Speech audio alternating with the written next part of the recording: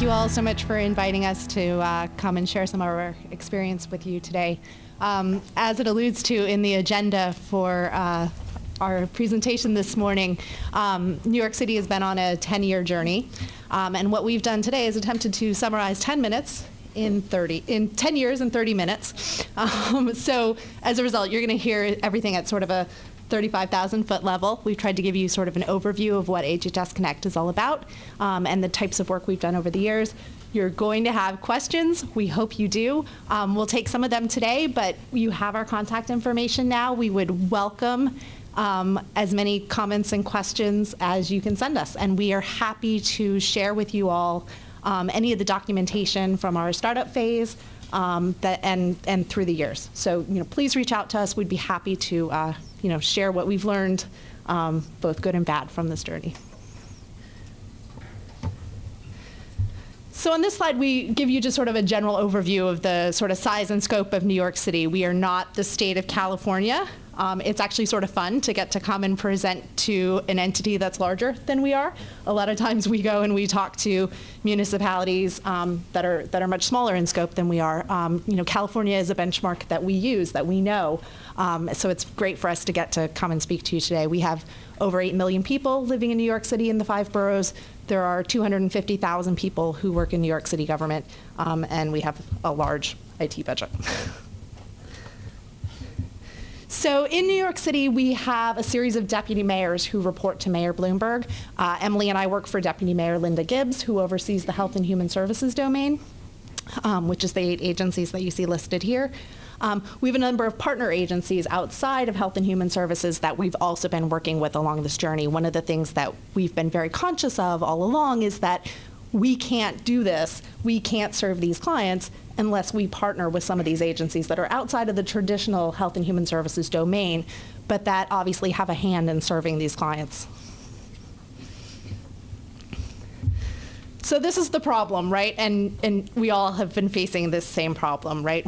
We're limited in terms of the client-centric approach that we would hope to be able to take. We have inadequate data sharing capabilities. We have manual and redundant processes among agencies. We all do intake. We all do screening. And we have no common data standards. So we were at a place where we couldn't figure out how to share data within and among agencies. So this is our vision: to break information silos through the use of modernized technology and coordinated agency practices to more efficiently and effectively provide health and human services to New Yorkers. So this work started about 10 years ago, as I alluded to. And at that time, we had a group that were centered on looking at IT systems. We did a large survey, and I think California has done something similar. I was hearing yesterday. We did a large survey of what are all of these systems, the IT systems that are being used in this space. We came up with a list of about 200 different systems in New York City, case management systems that were doing some sort of service for our client population. At the same time, there was a thread of work being led out of the Deputy Mayor's office that was looking at integrated case management practices. So very much from a policy and programmatic perspective, what can we learn about how we're serving our common clients? How do we sort of build in best practices in order to improve that from a programmatic perspective? 2 threads of work sort of going on separately at the same time. The IT work was largely being driven by our Department for Information Technology, and never the twain shall meet. Deputy Mayor Gibbs became Deputy Mayor in 2006, and at that time started to launch a strategic planning initiative where she took 130 stakeholders from the top levels, top IT and policy stakeholders from across her domain and her related agencies, and we embarked in a very short but very targeted strategic planning session. It was 12 weeks long, and everyone got together and we talked about how do we intend to improve services to our clients, and how can we use technology to further that mission. And so you see here our guiding principles: a client-centric approach, increase and manage accessibility of information, improve accountability, and using modern and flexible technologies. And one of the key things that we did early on was to establish who our stakeholder groups were. I think a lot of times we think about our stakeholders purely as our clients, perhaps. And we had a very strong advocate, our leader for our Human Resources Administration, Commissioner Robert Doar, who oversees the public welfare programs for New York City.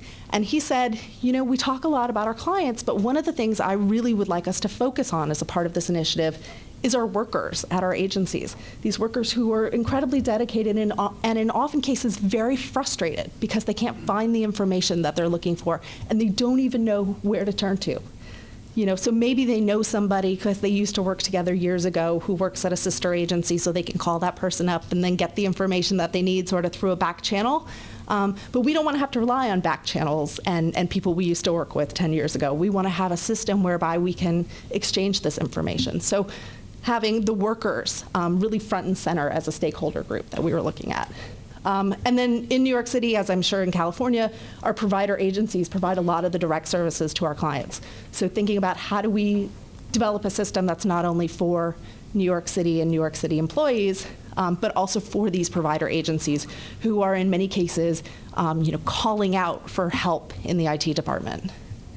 And then obviously, through the development of the systems that we've created, thinking about how do we close a feedback loop? How do we provide valuable information to our agency leaders that will help us to improve operations? So some of our sort of methodologies for success and things that you all were talking about yesterday, so it's very exciting to hear where you're at in your journey. These are the things that we found that were particularly valuable for us as we were getting started. Governance. We have a very strong executive steering committee that has been involved throughout this process. As HHS-Connect was initially established, we set up a steering committee comprised of the deputy mayor as well as the commissioners of all of the health and human service agencies. We meet on a bi-monthly basis. We get together to discuss the status of all of our programs. We look at executive dashboards, and we keep everyone informed about the work that's going on, and we make sure that they're sort of voting on things that they need to sort of serve as a gateway towards our implementation. This has been unbelievably valuable to us in terms of being able to push our work forward. There are times where it gets difficult. How can we share data among agencies? You can look at it, as Emily will describe to you, from a legal and policy perspective, and that has its own set of challenges. But then we also have sort of the sort of inertia and trepidation about sharing information across agency boundaries. Having an executive steering committee that was involved from the beginning and that was standing behind us saying, we support this and we want you to figure out how to make this happen, has been unduly valuable for us. The other thing that they've done is that they've commissioned a legal and policy committee, which Emily will be describing, whereby they said, not take a look at the laws and tell us what is and isn't possible. They said, we're going to do this. Take a look at the laws and figure out how to make it happen. Which is a really important frame for how the legal and policy discussions unfolded in New York City. It was always with the framework of, let's make this happen, go to work. So we had a number of work groups, the legal and policy work group, we had a CIO council, our agency chief information officers, the IT leads for each of our agencies. We had a group looking at outcomes and performance management. And then we spun up work groups around each of our initiatives that were sort of like pop-up groups. They would exist for a year or two, and then they would sort of fall by the wayside as we no longer needed them. We developed project scorecards. We've included in our presentation in the appendices some examples of these documents, and we're happy to provide you with additional examples as well. And on the risk management side, we have a weekly risk register. We've given you an example of that, and as well as an executive dashboard. And then, of course, one of the key methodologies for success that we had was developing our enterprise architecture. So you can also see that in the appendices. Okay, so now I'm going to actually go through kind of the three main streams of work that we've been working on with HHS-Connect. The first is Access NYC, which is the name that we've given to our public-facing client portal. Earlier this year, we celebrated 3 million visits to Access NYC, which is incredibly exciting. We've had over 700,000 accounts created. Access NYC is a public-facing website that allows New Yorkers to go online and screen for potential eligibility for 35 different city, state, and federal benefit programs. They can learn about how to apply. They can figure out what documents are required. They can download pre-populated applications. And in the case of five different different programs, they can actually apply online now for benefits. Access NYC was created in 2006. It has been expanded since 2000 up until 2010 by adding additional functionality to it. We're available in 7 different languages. That is actually a local law in New York City that public-facing tools like this need to be available in 7 languages. And we're also fully integrated with New York City's 311 system as well.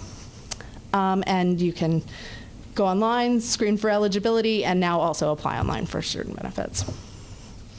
And this is just a picture of our homepage. Go visit it, screen yourself, find out what you could be eligible for. So the second kind of thread of the work that we're doing at HHS-Connect involves enterprise case management.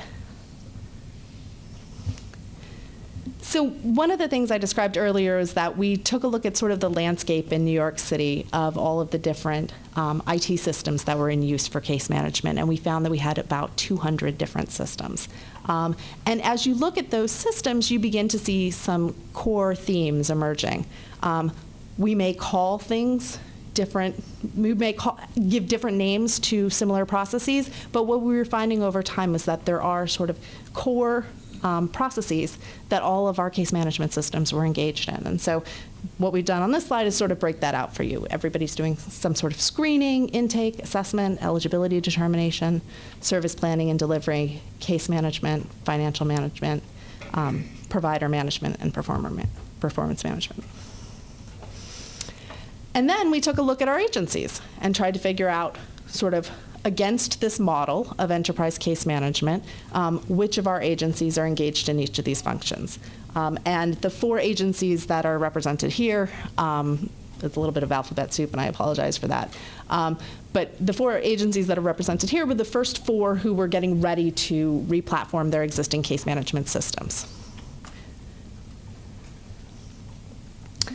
And then the last sort of the main threads of work that New York City has been involved in is our worker portal that we call Worker Connect. And we actually wanted to spend the bulk of our time today talking to you about this because it seems to be hitting at the heart of what you're trying to do here in California. So Worker Connect is a web-based tool that was created for caseworkers at our city agencies, and it provides them real-time access to client information that is held by other city agencies. So it breaks down those agency barriers and provides sort of an integrated case file. We use innovative data sharing technologies. So we are not actually a database. We don't have a master database in New York City of all of the clients that we have in New York City. Despite what the New York Post might think. Rather, what we're doing is we're using our technologies to call information from our agency databases in real time to display that record on a search-by-search basis.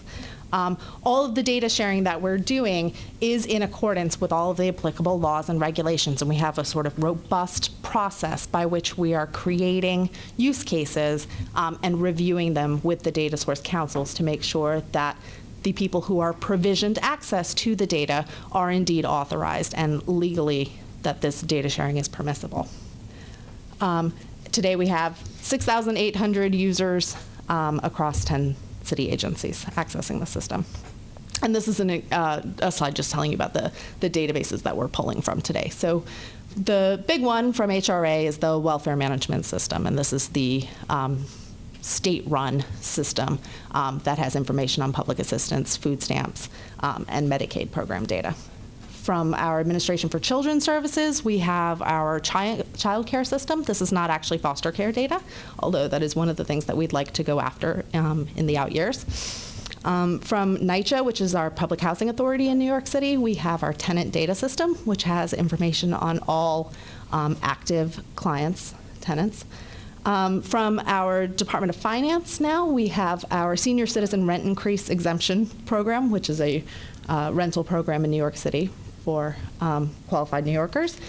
From our Department of Homeless Services, we have their new case management system, which is an end-to-end case management system that we actually built as part of our enterprise case management thread of work for our homeless services agency. And so we tap into a lot of data there on the homeless population.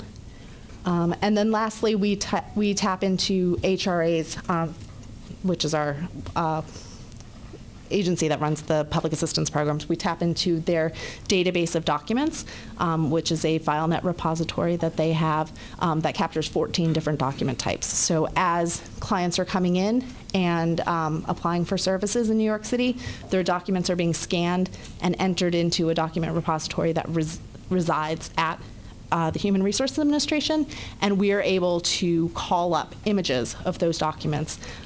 So if a client has applied for a program but no longer has access to their birth certificate, and that birth certificate is, stored in this document repository, the eligibility worker can access that document. This is the process by which we are adding new data sources. One of the things that we've done a lot of work on this year is to try to establish sort of a structured framework by which we are increasing the number of data sources that we're pulling from. So we have 5 today, and we're looking to greatly expand that number. And just to give you a sense of what that looks like, this is our goal for 2013, is we are going to make significant headway by the end of the Bloomberg administration on the following data sources. So kind of the ones that are at the top here we're pretty far along on and are looking to finish this year. The rest we will have made significant headway and have the sort of ball rolling for full implementation in 2014. And then this gives you a sense of who's accessing this system today. We have over 35 different agency user groups that are accessing this information across the spectrum of health and human service agencies. This is the process by which we're adding new user groups. We've broken that down as well. And I should mention that we included on this slide sort of the point at which we have the Executive Steering Committee, our governance body, weigh in on whether or not these user groups should proceed and should have access to the system. And again, you can't read this, and even if you could, it's a lot of alphabet soup, but this gives you a sense of the number of different user groups that we are attempting to bring on board this year. And one of the things that we've done this year is we've taken a look at the programs that are contributing to our Access NYC tool. So we know that those are programs that that have some sort of eligibility criteria set against them and that are doing enrollment. So we looked at those and we said, you know what, these are likely candidates for our Worker Connect tool. So we're doing that sort of crosswalk as well. Okay, now I'm going to turn it over to Emily, who's going to describe sort of the legal and policy work. Hi. So I'm going to describe a little bit about when we bring on a new user group, how we develop the business use cases for that. If I can figure out how to use the clicker. Okay, that was pretty easy. Okay, so basically, first I'm going to talk a little bit about some of the foundational documents back in 2008 when HHS-Connect was established. It came about with a mayoral executive order that established HHS-Connect. Also, an executive steering committee was established with all the commissioners, as Ivy has mentioned. And the commissioners signed on to a very general joint statement of obligation where they committed to provide data consistent with the law and to protect any data that came their way through the HHS-Connect systems. So then there was a big process, I wasn't there for that, where actually 160 use cases were developed and approved and reviewed by agency counsel. There was a lot of back and forth in that process, obviously. And then before the Worker Connect system was launched, there was an interagency data exchange agreement which set forth in much more detail the terms and conditions for the providers of data and the recipients of data.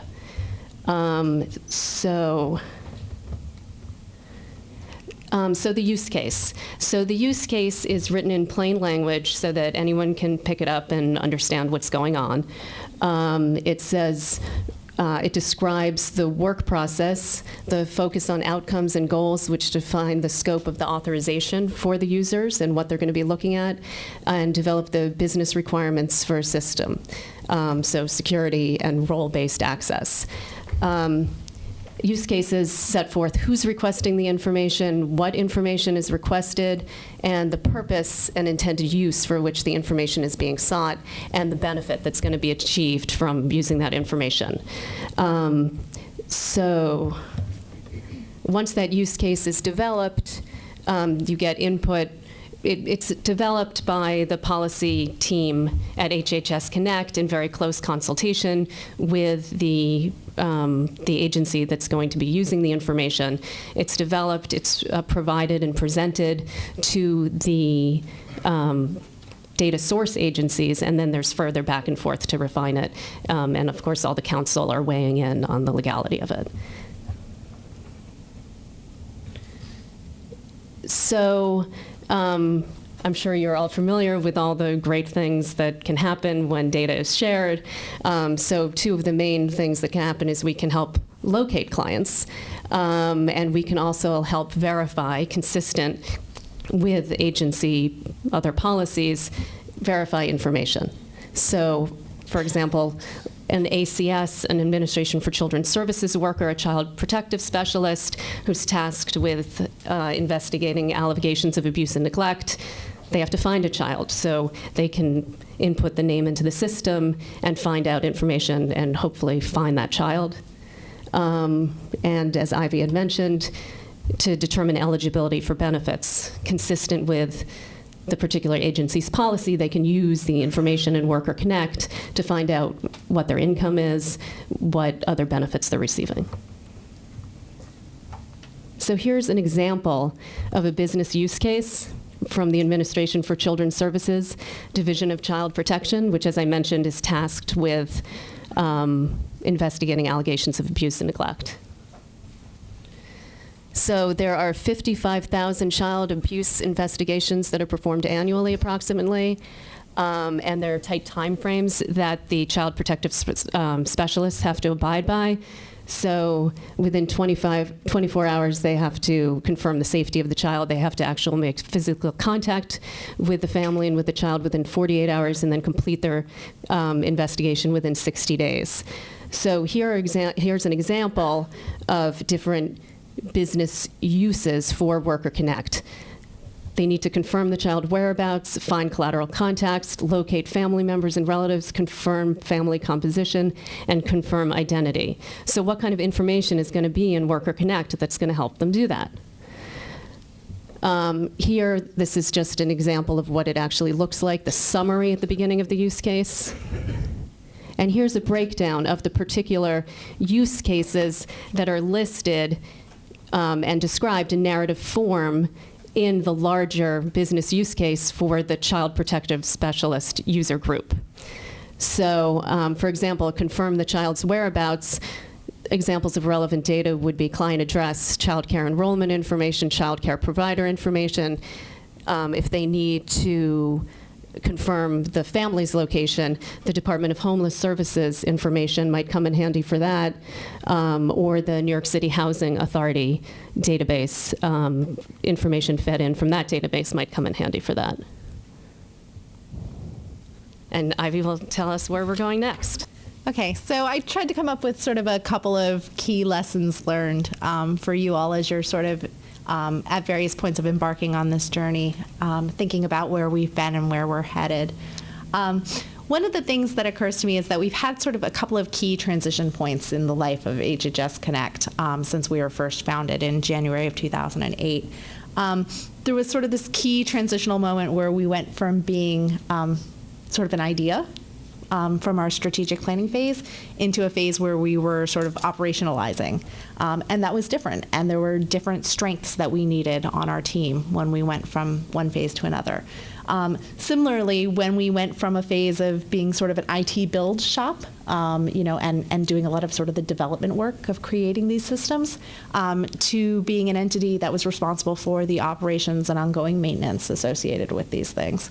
And then lastly, when we went from being sort of a nascent startup and operating in very much an environment that felt like a startup, to being, sort of a part of the landscape in New York City. HHS-Connect is now something that's very well known. And there is a different feel to it than there was 6 years ago. So it's just something to pay attention to sort of as you're unfolding these initiatives, these various sort of transition points that you'll go through. And sort of related, the second lesson that we've learned painfully, I might add, is that knowledge transfer is so important. Like everyone else, we had a suite of vendors who were on the ground helping to build out these systems. And we had varying degrees of success with our knowledge transfer from those vendors to city workers. I am proud to say we have no vendors today on this project. We are doing all of our work now with city employees. But it has taken us a long time to get there, and we have had sort of bumps on that road. Similarly, making sure that you're doing good document retention, keeping all of these things in files where you'll know where they are, so that a year later, when an agency says, I don't remember why we decided it was okay to provide data to that user group, you have somewhere to look instead of trying to recreate the wheel. So, these things are simple, but when you operate in a startup environment, these aren't always the things that are sort of on the forefront of your brain. You're thinking about how to build out the system. You're not thinking about where do I store these documents. It is something that is very important to pay attention to. Coming up with a plan and sticking to it. So HHS-Connect has gone through a series of different changes along the way. We've had leaders come in who have had a particular and unique vision for where they wanted to take our unit, and we've followed. What we have come back to, I feel like we've sort of come full circle now. We're at the end of the Bloomberg administration, and we've really returned to a time where we're looking at the core principles that we set out in our original roadmap and trying to achieve those things. I think it makes sense to shift and adapt over time, but I think that you want to do so in a way that's always consistent with what your initial strategy and vision is, unless you're at a point where that strategy and vision is truly going to change, and at which point your governance committee is on board with those changes. And then, of course, we had a lot of fun conversations at our table yesterday about, whether this is IT or it's policy. I think it has to be both, absolutely. And then lastly, one of the things that we're working on right now, so as Daniel alluded to, and you may or may not read in the newspapers, I don't know how much it's covered in California, but we're going through a leadership transition this year in New York City. Mayor Bloomberg will be leaving office, and we'll have to get used to either saying Mayor de Blasio or Mayor Loda. That'll be will be different for us. We've had 12 years of Bloomberg now, so. One of the things that we're thinking a lot about is how do we talk about HHS-Connect? How do we describe this journey that we've been on? How do we tell where we're going? And how do we do so in a way where we're actually the ones who are driving that story? One of the things that I'm not thrilled about is that when you Google search HHS-Connect, you don't get a lot of consistent information. You get some articles that were written along the way by various people, and they may not be consistent with the sort of direction that we're headed today. So I think one of the things to pay attention to is making sure that you're writing your own story, and that's what we're going to be working on as we look towards the transition. But that is not to say that we are going to stop working, because our leadership is very much committed to working as hard as we can until we're asked to no longer work anymore. And so these are the things that we're working on this year in terms of our strategic initiatives. I described earlier, we're taking a look at our Worker Connect tool and thinking about how to expand it, both by adding data sources that we're drawing information from, and also adding user groups who are accessing our tool. We're also creating the capability, we haven't had it thus far, and we are creating it this year for our provider agencies to access our Worker Connect tool. We're actually working on an initiative right now for health homes in New York City. Health homes are an entity that have been created under the Affordable Care Act to provide a centralized sort of healthcare hub for Medicaid eligible patients who have sort of a unique and challenging set of issues. And those health home provider agencies are third-party agencies. They are actually not under contract with New York City. They are under contract with New York State. And one of the key challenges facing these health homes is coming up with where are these clients located. So they get a roster, basically, which is run on a quarterly basis from New York State with the names and addresses of these potentially eligible patients who they need to then find and enroll in their health home in order to get reimbursed. And they're having a lot of challenges. This is a population that we know, because of the kinds of unique mental health issues that is facing this population, they're transient. They're going from one system to another, and we can't always locate them. We hear stories about these health homes going out and literally having street teams who are knocking on doors, asking people in bodegas if they've seen somebody, showing pictures if they have a picture. So we're going to be providing access through our Worker Connect tool to these health home provider agencies. That's one of the big initiatives we're working on this year. And then once we've done this, we are going to be looking at other provider agencies that we can expand access to as well. One of the other key initiatives we're working on this year is developing an analytic capability out of Worker Connect. So at the moment, Worker Connect is a single client search system. You go in, you enter IV pool, you see information about me and how I've been served by agencies. One of the things that came up for us this year in the ways that we've been thinking about how we responded to Hurricane Sandy was that the state said we should create a database of all of the potentially vulnerable people in case there was ever another emergency. Well, that's sort of crazy, because potentially vulnerable people move around a lot, right?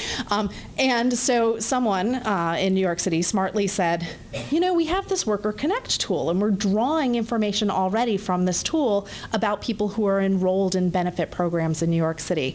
What if, instead of trying to create a database, we created the ability to tap into repositories of information that are already feeding this tool, so that we could pull up a point-in-time report 2 days away. We know that the hurricane is going to hit these flood zones, potential flood zones. Who are the vulnerable people living in those flood zones?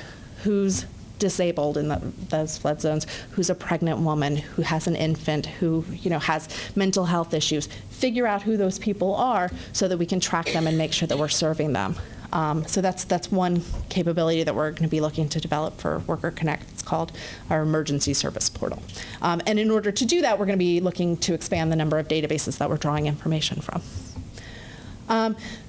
Then we also have an initiative going on right now that's being run out of our Human Resources Administration to take our Access NYC tool, the screening tool that I described to you earlier, and to improve our account functionality, to create mobile applications for this, to create the ability to do client calendaring and schedule your interview appointments, all of that online through this Access NYC tool.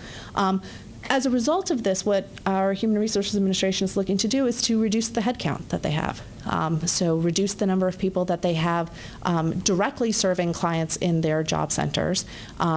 They will still have people there for folks who need help, but they will also have computer banks, and you'll be able to do all of this information yourself at home.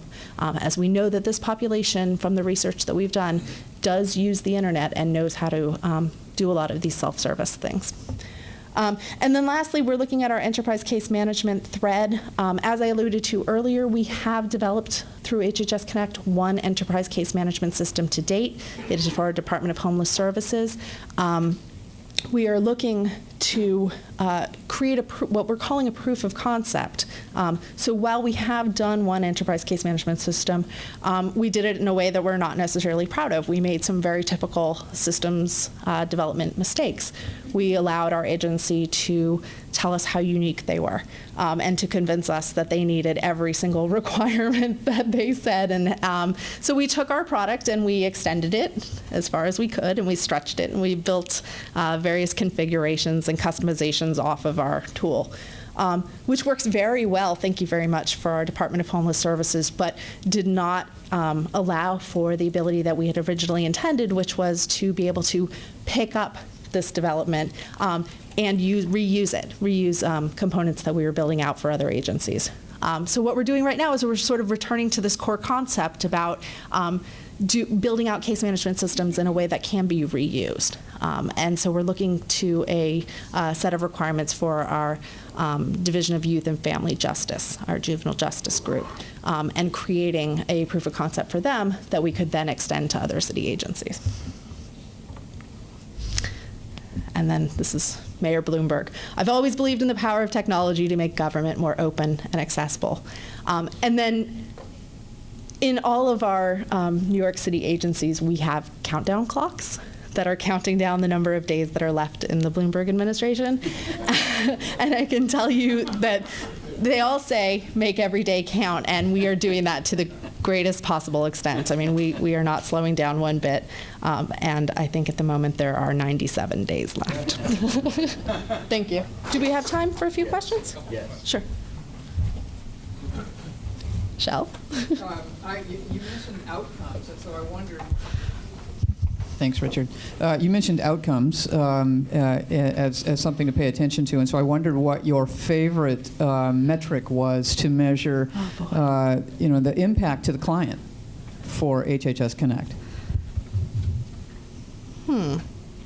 I mean, one of the things that we're working on right now through what we're calling our Virtual Client Services Center, which is the extensions and enhancements of the Access NYC tool that we've developed. I mean, one of the things that we're looking at is, sort of the wait times associated with having your applications processed specifically for the food stamps program, the SNAP program, but what those wait times look like. So the end-to-end process time between when you walk in the front door versus when your application is approved and in the system. So I think some of those sort of end-to-end process timeframes are the things that have been sort of most powerful for us.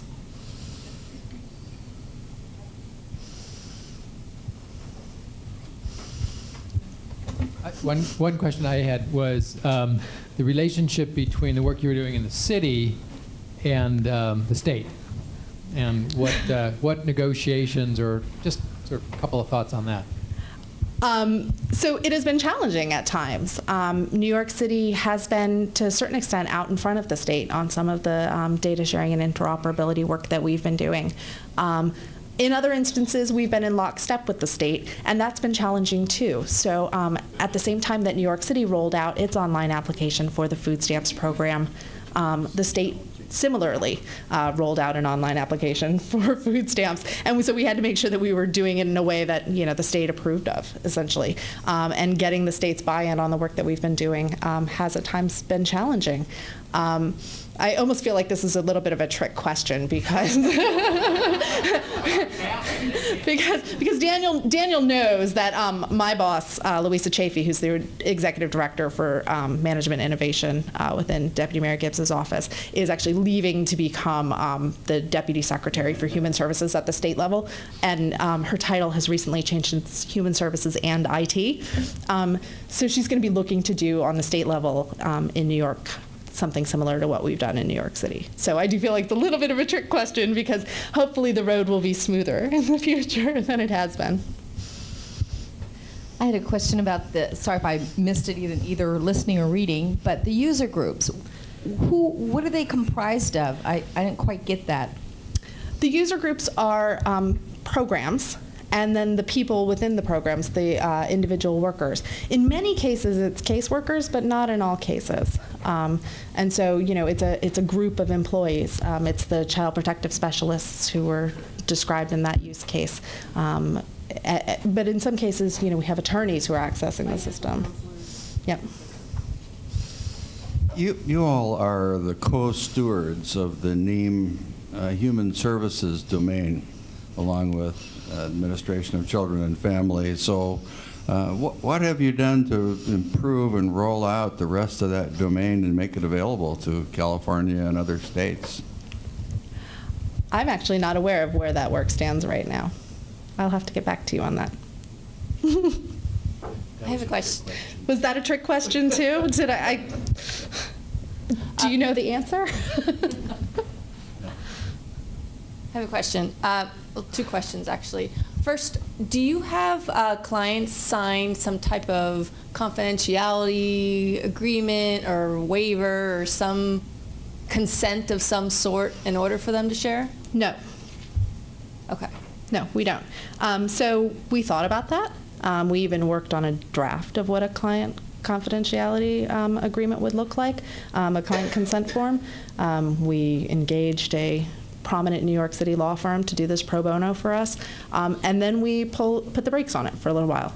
And we decided rather than trying to do a client consent form, instead what we would do is look for the low-hanging fruit of what could be shared without client consent.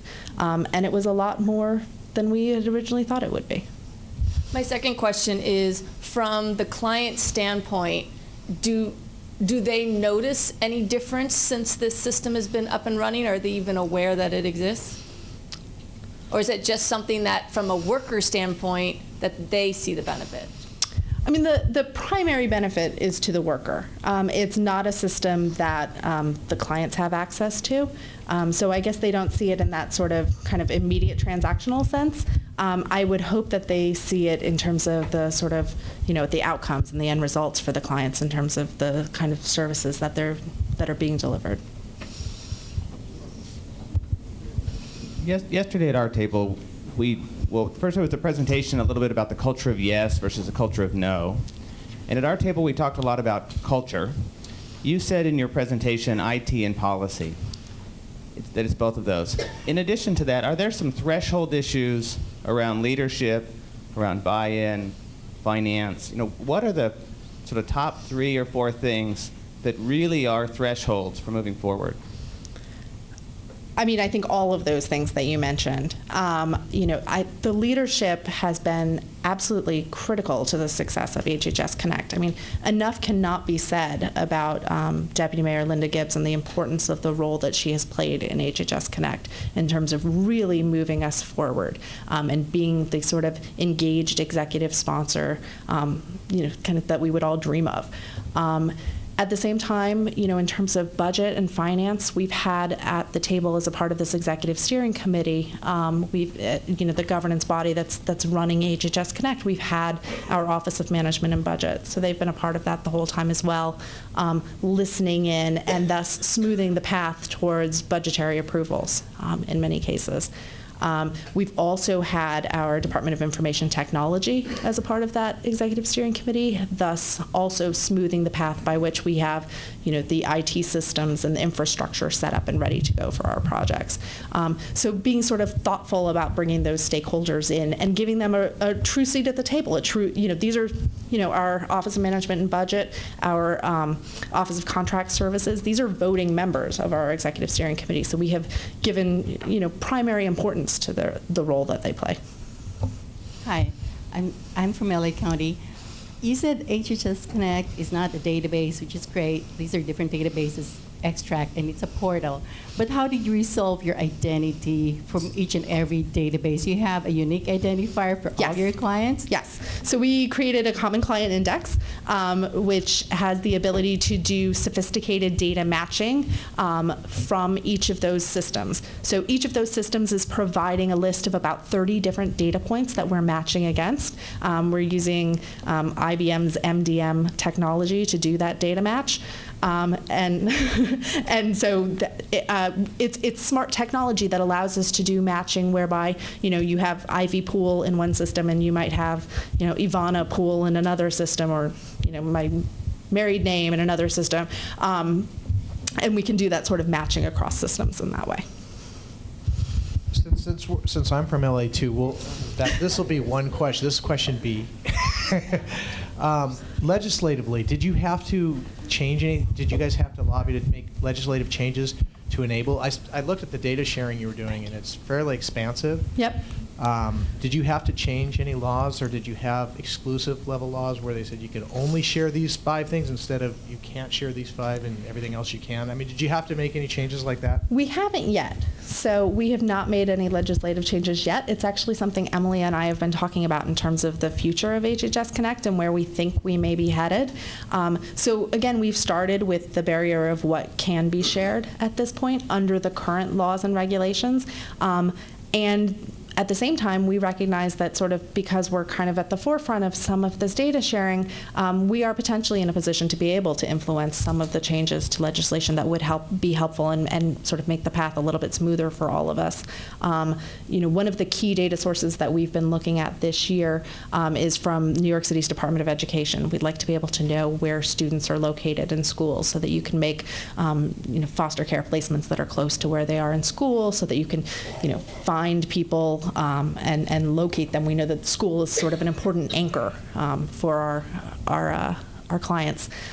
So we've been looking to gain access to this data, and education data, as many of you know, is very closely protected by FERPA, which is the federal regulations around around student records. Earlier this year, they came out with an exception to FERPA written into law that is specifically for child welfare workers. So we've been working with this exception, but it sort of did, at least for Emily, sort of kind of trigger for her, maybe we ought to be looking at, what are some of the exceptions? How can we take some of these key laws and shift them in a sense to create sort of a smoother path for all of us? So we haven't done any legislative changes yet. I do think it's one of the places where I'd like to see us head in the future. You indicated that it was a state-run system. Over here. You indicated that it was a state-run system. How was knowledge transfer conducted? We're not a state-run system. Oh, okay. Yeah. That state employees are currently running the system. Didn't you say that when I said that our New York City employees are currently running the system, how was knowledge transfer happening? Yes. I mean, poorly, as it turns out. I mean, unfortunately, that's one of the lessons that we've really had to learn in sort of a very painful way, is that, we should have been far more out in front of it than we were. We did not have the skills on the city staff at the time at which we were transitioning from our vendor to the city. So we had a lot of nice documents written up, but we didn't do a lot of sort of, face-to-face knowledge transfer sessions that are, as we all know, the best practices for doing that sort of thing. So in many cases, we found people, hiring processes in the city, as I'm sure they are in the state of California, are cumbersome. You can find a candidate and then 168 days later, that person starts, in the best case scenario, right? So we should have been much more out front in terms of our staffing plan to make sure that we had the skills on board in order to do those transitions as our vendor contracts were coming to a close. Key lesson learned for us.